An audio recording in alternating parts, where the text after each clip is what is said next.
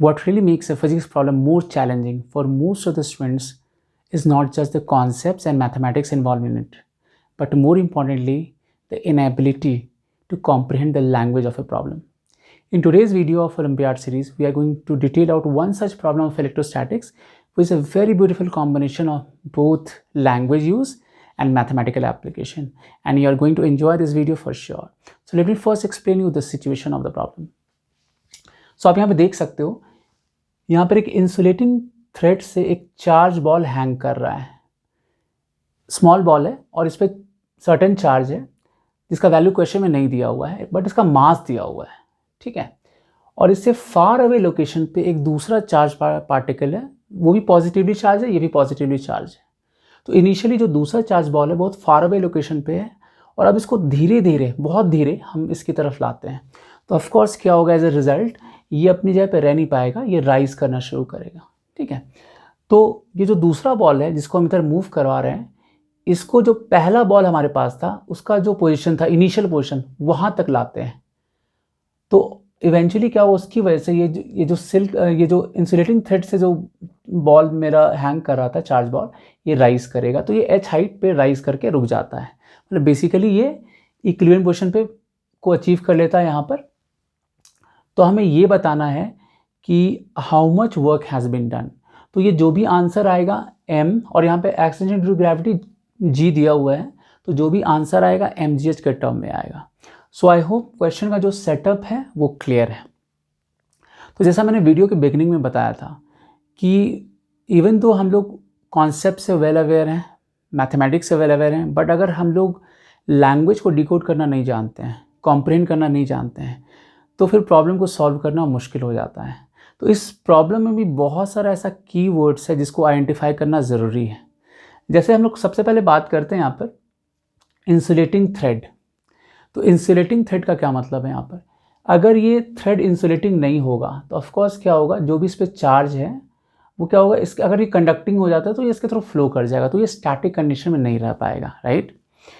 तो इसका ये मतलब हो गया। दूसरा जो कीवर्ड है वो क्या है कि इज़ मूव्ड वेरी स्लोली। ये क्वेश्चन में मेंशन है, ये बहुत इंपॉर्टेंट टर्म है। वेरी स्लोली मतलब क्या हुआ कि जो भी स्पीड होगा जिससे ये मूव कर रहा है दोनों चार्ज पार्टिकल, वो 10 to 0 होगा, ठीक है, बहुत स्मॉल होगा। तो इसको भी हमें ध्यान रखना है क्योंकि ये फाइनली वर्क डन कैलकुलेशन में ये कॉन्सेप्ट काम आएगा। और तीसरा, how much work has been done. तो ऑफकोर्स ये जो वर्क डन पूछा है ये एक्सटर्नल एजेंट का कह रहा है, मतलब कोई बाहर से कोई फोर्स लगा रहा है, राइट, उसकी वजह से वो जो कुछ वर्क डन कर रहा है उसका वैल्यू हमें बताना है। क्योंकि बाहर से अगर आप वर्क डन करो, क्योंकि आप अगर ये फार अवे लोकेशन पे, तो दोनों ही चार्ज पार्टिकल के बीच में इलेक्ट्रोस्टैटिक रिपल्शन है, तो अगर उस चार्ज पार्टिकल उसके क्लोज लाओगे तो आपको बाहर से वर्क डन करना पड़ेगा। सो बेसिकली जो बाहर का जो एजेंट है, ये जो इलेक्ट्रोस्टैटिक रिपल्शन है, उसके अगेंस्ट भी वर्क डन करेगा। और क्योंकि ये राइज कर रहा है, ये जो दूसरा चार्ज बॉल राइज कर रहा है, तो ग्रेविटी के अगेंस्ट भी वर्क डन करेगा, राइट। तो यहाँ पे जो वर्क डन पूछा गया ये बेसिकली एक्सटर्नल एजेंट का वर्क डन है, राइट। सो इतना कॉम्प्रिहेंड करना ज़रूरी है, तभी आप आगे अप्रोच कर सकते हो। इंटरेस्टिंगली ये क्वेश्चन इसी क्वेश्चन से इंस्पायर्ड था हमारा जे एडवांस 2020 का क्वेश्चन, आप चेक कर सकते हो। तो उस क्वेश्चन सिर्फ इतना फ़र्क था कि वहाँ पर ये जो दूसरा चार्ज पार्टिकल है उसकी जगह डायपोल को यूज़ किया गया था, अदरवाइज जो सेटअप था बिल्कुल सिमिलर था। तो डेफिनेटली जिन्होंने इस प्रॉब्लम को पास्ट में बनाया होगा उनको हेल्प मिला होगा उस क्वेश्चन को बनाने में, जे एडवांस का क्वेश्चन को बनाने में। तो अब हम लोग देखते हैं हमारा थॉट प्रोसेस यहाँ पे क्या होना चाहिए।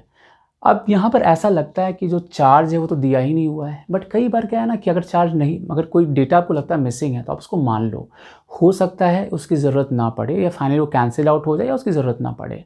तो लेट्स से कि यहाँ जो जिस चार्ज पार्टिकल जिसको फार अवे लोकेशन से हम ला रहे हैं उसको हम Q0 बोलते हैं, और जो दूसरा चार्ज है वो +Q है, ठीक है। दोनों पे पॉजिटिवली चार्ज है, क्वेश्चन में मेंशन है। तो जो दूसरा चार्ज होगा, जो इनिशियल इसका थ्रेड का पोजीशन था, जो यहाँ पर था, इसके लोअर मोस्ट पोजीशन में ये पहुँचेगा और ये कहीं यहाँ जाकर रुक गया होगा, तो ये इक्विलिब्रियम पोजीशन में पहुँच गया। अब क्योंकि हमें जो फाइनली जो वर्क डन यहाँ पे पूछा गया है वो mgh के टर्म में आना है, और यहाँ पर क्योंकि इलेक्ट्रिक फोर्स भी इन्वॉल्व है तो कहीं भी Q0 कहीं भी मेंशन नहीं है, बट हो सकता है कि Q0 जो है मे बी इसका आप कह सकते हो की वैल्यू नहीं दिया हो उसके उसकी ज़रूरत ना पड़े। बट हम लोग अगर इक्विलिब्रियम मोशन से निकाले तो हम समहाउ यहाँ पर एफ ई और टेंशन है ना, यहाँ पे एफ ई 3 प्लेयर है, तो यहाँ पे एफ ई है, टेंशन और एम जी है, तो यहाँ पर हम एफ ई और एम जी के बीच में रिलेशन को ला सकते हैं, राइट। सो एफ ई और एम जी के बीच में समहाउ रिलेशन ले आए तो ऐसा हो सकता है कि हम एफ ई को एम जी के टर्म में एक्सप्रेस कर सकें और फाइनल वो वर्क डन कैलकुलेशन हमारे काम आ जाए, और कुछ ऐसा ही यहाँ पर हो रहा है, ठीक है। अब जैसे आप टेंशन की बात करो, क्योंकि ये धीरे धीरे मूव कराया जा रहा है, तो टेंशन का वर्क डन तो आएगा नहीं, यहाँ जो भी वर्क डन आएगा आप देखोगे ठीक से तो एम जी और एफ ई का आएगा, ठीक है। तो ये भी ध्यान रखना है, ठीक है। तो सबसे पहले देखते हैं कि इक्विलिब्रियम का जो पोजीशन है उसको पहले देखते हैं कि उस पर हमें क्या हम कंक्लूड कर पा रहे हैं, क्या हम एफ ई और एम जी को कोरिलेट कर पा रहे हैं, तो उसको हम लोग सबसे पहले चेक करते हैं। तो हमें पता है यहाँ पर आप लैमिस थ्योरम लगा सकते हो। लैमिस थ्योरम तब वैलिड होता है जब 3 कोप्लैनर फोर्सेस इक्विलिब्रियम में हो। सो लेट्स से अगर ये थीटा है तो ये भी थीटा हो जाएगा, ठीक है। अच्छा, लेट्स से ये जो थ्रेड है इसका लेंथ हम एल मानते हैं, तो ये भी एल है, तो ये बेसिकली ये भी एल है, ये भी एल है, राइट। तो ये आइसोसेलेस ट्रायंगल बनाएगा, तो ये लेट्स से अगर अल्फा बोलें तो ये भी अल्फा हो जाएगा। अब देखो ठीक से, ये अल्फा तो ये भी अल्फा हो गया, ठीक है। अच्छा, ये अल्फा तो ये कितना होगा, ये पाई माइनस अल्फा होगा। ये थीटा तो ये टोटल एंगल कितना हो जाएगा, पाई माइनस थीटा हो जाएगा। तो अब देखो ठीक से, तो टेंशन के सामने का जो एंगल अल्फा प्लस थीटा है, एम जी के सामने का एंगल पाई माइनस अल्फा है, और एफ ई के जो सामने का एंगल है वो पाई माइनस थीटा है। और अल्फा और थीटा में पर रिलेशन भी हमें पता है, आप देख सकते हो थीटा प्लस 2 अल्फा कितना हो जाएगा, पाई हो जाएगा। तो alpha basically pi minus theta by 2, या आप लिख सकते हो पाई बाई 2 माइनस थीटा बाई 2, ये आ गया हमारे पास, ठीक है, अल्फा का वैल्यू। तो ये भी हमें ध्यान रखना है। अब लैमिस थ्योरम को लगाते हैं।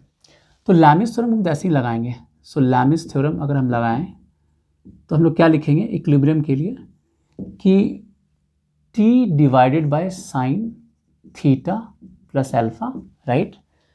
फिर अगर हम एफ ई लिखें तो एफ ई क्या लिखेंगे, एफ ई डिवाइडेड बाय इसके सामने का एंगल कितना हो गया, पाई माइनस थीटा, तो साइन पाई माइनस थीटा। और एम जी के सामने का एंगल जो आप देखेंगे तो एम जी के सामने कितना होगा, sine pi minus alpha, sine pi minus alpha. तो थोड़ा ज्योमेट्री को भी ध्यान से हमें यहाँ पे यूज़ करना है, ठीक है। अब आप यहाँ पे चाहो तो अल्फा का वैल्यू थीटा के टर्म में रख सकते हो। तो जब आप अल्फा का वैल्यू थीटा के टर्म में रखोगे तो साइन थीटा ये हो जाएगा pi by 2 minus theta by 2, है ना।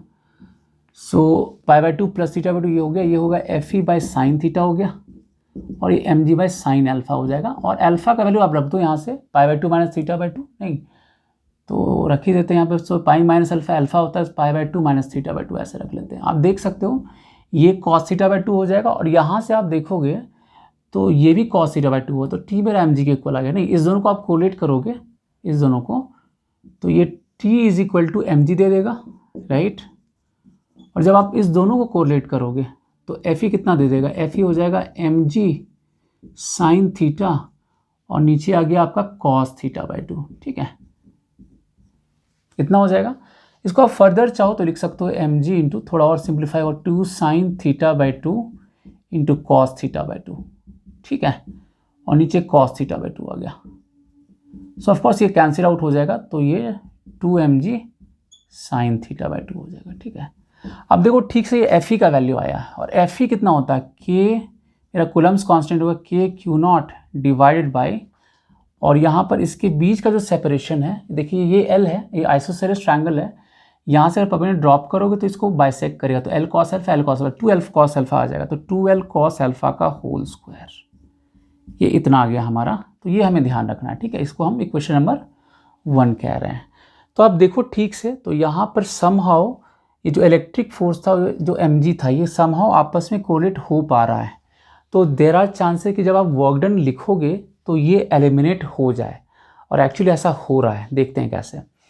अब तो क्योंकि यहाँ पे वर्क डन पूछा गया है, तो हमें पता है फ्रॉम वर्क थ्योरम जो वर्क डन होता है बाय ऑल फोर्सेस क्या होता है, डेल्टा के।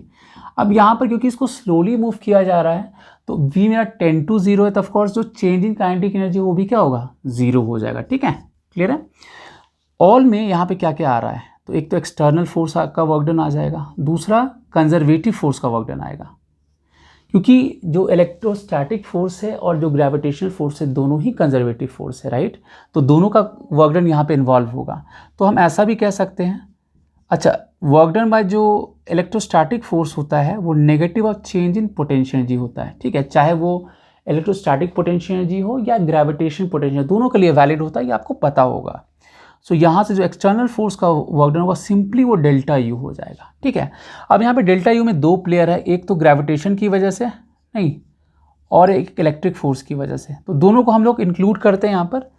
सो अगर यहाँ पे देखें तो डब्ल्यू एक्सटर्नल अगर हम देखें नहीं, सो अगर हम डब्ल्यू एक्सटर्नल देखें यहाँ पर, सो ग्रेविटी का कितना हो जाएगा, mgh हो जाएगा, क्योंकि इनिशियली ये इस लेवल पे था और ये h राइज कर गया, तो ये तो अपने लेवल पे ही है, जो दूसरा बॉल था अपने लेवल पे ही है, सेम लेवल पे है, बट जो पहला बॉल था h राइज कर गया, तो mgh उसका पोटेंशियल राइज कर जाएगा। इसका तो अगर यहीं पे RL ले रहे हैं, यहीं पे रेफरेंस लेवल, तो इसका चेंज नहीं हुआ, इस सेम लेवल पे रह गया, बट जो दूसरा ये जो पहला बॉल था ये h राइज कर गया, तो mgh हो जाएगा।